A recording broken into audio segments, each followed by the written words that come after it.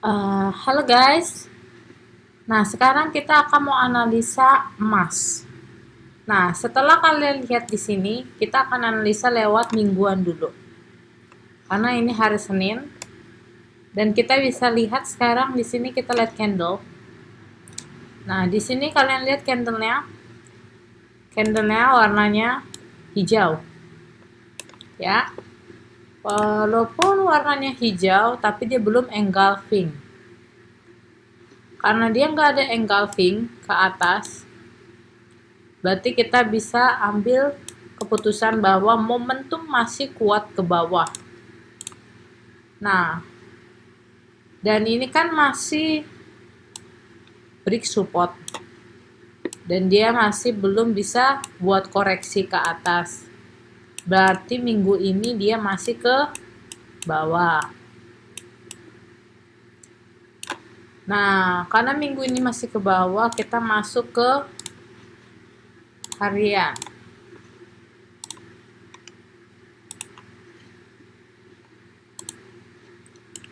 Di harian, di sini kita nemuin pattern.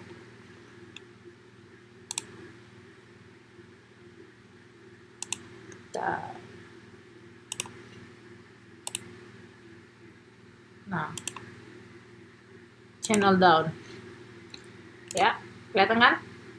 Ini candlenya sekarang masih candle hijau ya. Tapi dari minggu kemarin ini memang masih tren masih mayornya ke bawah. Dan kita bisa lihat berapa dia turun.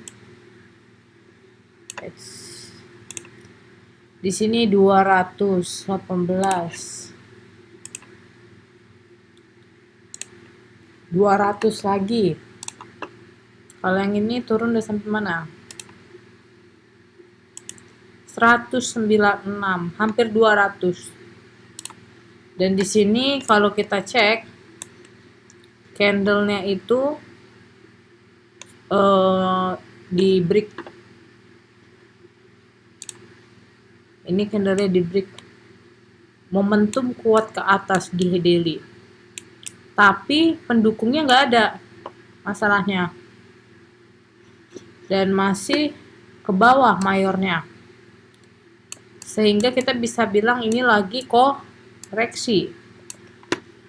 Nah, karena ini semuanya lagi koreksi, berarti kita nggak bisa ini ambilnya di 1 jam seperti biasanya. Karena kurang akurat jadinya. Jadi kita akan masuknya itu di 4 jam untuk menentukan entry kita. Nah, masuk kita di 4 jam. Di sini kita lihat per periodenya lumayan bagus nih. Masih tren masih ke bawah ya. Koreksi, turun lagi, koreksi, turun lagi, koreksi kecil di sini, turun lagi. Nah, sekarang dia masih di sini. Dan kita bisa lihat ya, mereka setiap kali koreksi itu berapa? Kayak contohnya sini. Dia nih koreksi 40. 40. 4000 dia. 4000. Yang ini 4500 sama koreksinya. Yang ini koreksinya 3600, hampir 4000. Nah, kalau yang ini koreksi kita cek. Nah, ini koreksi melebihi, biasanya kita koreksi sampai berapa? Sampai tadi 3000 dan sekarang ini hampir 600. Berarti ini ada kemungkinan akan terjadi pergantian tren di sini, pergantian tren yang minor. Berarti tidak ke bawah. Nah, kalau begitu kita akan tunggu di sini. Ini candle belum ada ya momentum ke bawah. Semua candlenya itu momentumnya ke atas dia. Ke atas, ke atas. Belum ada momentum dia ke bawah. Nah, karena belum ada momentumnya ke bawah seperti ini kan dia mau engulfing gak berhasil. Nah, lalu ini juga candle-nya kebanyakan itu tulang-tulang. Tuh, shadow-nya banyak. Lalu nggak ada momentumnya. Di sini udah kelihatan dari badannya. Karena begitu, berarti kita nggak bisa masuk kita sell. Kecuali di sini kan ada areanya. Ini area demand, supply. Kalau di area ini nanti di engulfing candle merah ke bawah, maka kita bisa masuk sell di sini. Kalau ternyata di sini ada engulfing dia ke bawah, kita bisa masuk sini sell. Cuman kalau ternyata dianya nggak ke engulfing tapi di break, lalu dia masuk ke sini, ini supply yang kedua. Jadi kalau dia nggak engulfing dan masuk ke supply ini,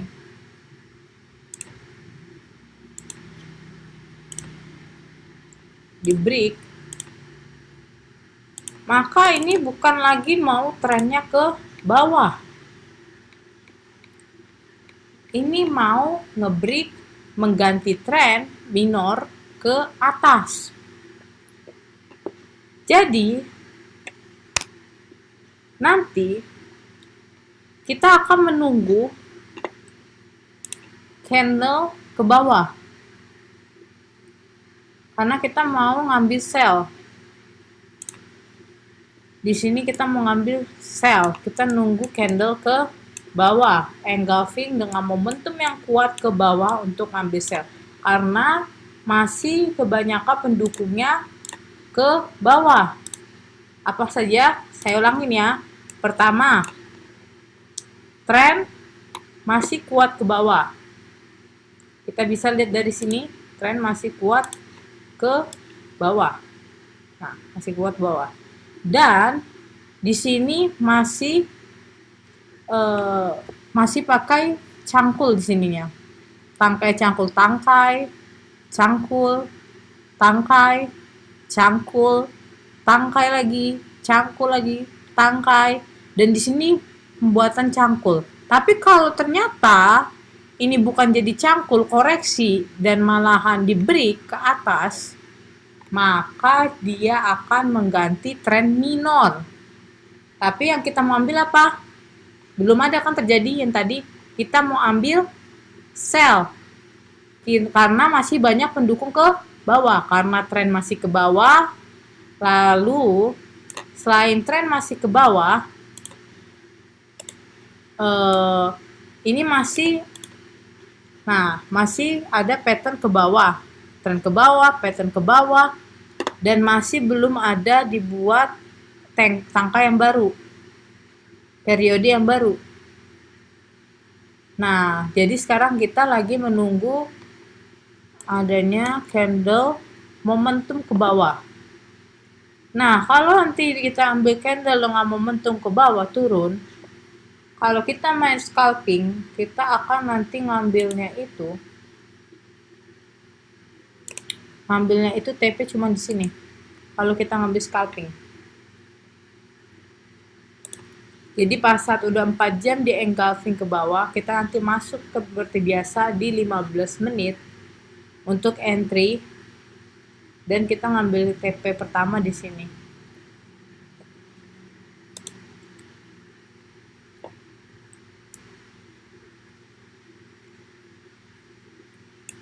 Seperti yang kalian lihat di sini, udah nyampe ke 786 kan? Nah, kan udah nyampe ke 786 nih. Nah, ini 786. Makanya biasanya ini area yang kuat untuk turun ke bawah untuk koreksi. Nah, sekarang harusnya sih udah waktunya ini mau koreksi. Kita hanya perlu menunggu ada kekuatan momentum ke bawahnya di sini. Lalu kalau untuk TP kedua seperti biasa kita taruh di 0 di sini. TP2.